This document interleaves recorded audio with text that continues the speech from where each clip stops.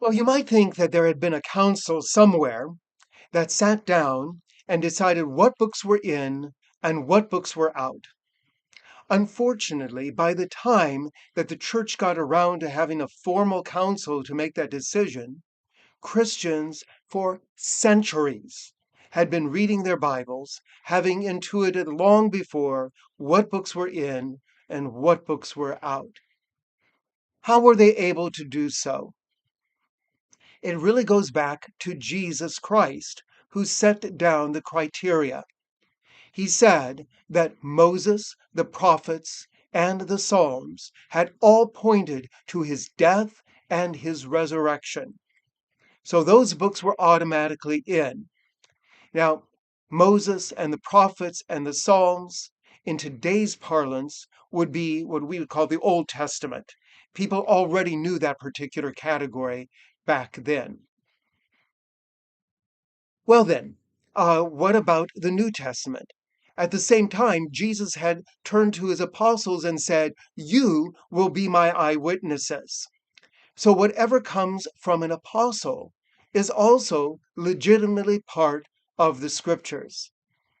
But how do we know what writings come from an apostle and what writings don't?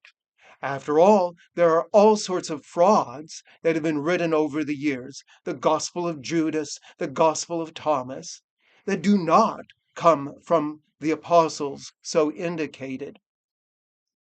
Well, here we are fortunate because we have the testimony of the first two generations of Christians. The first generation knew the apostles, and the second generation knew the people who knew the apostles. And they could say, these books are legitimate. We remember receiving this letter from Paul. We remember when this gospel was read for the first time in our midst. These are official.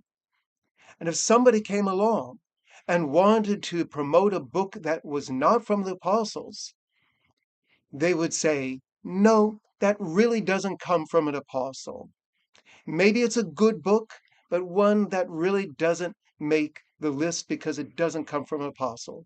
Or maybe it's an outright fraud and therefore should be rejected automatically.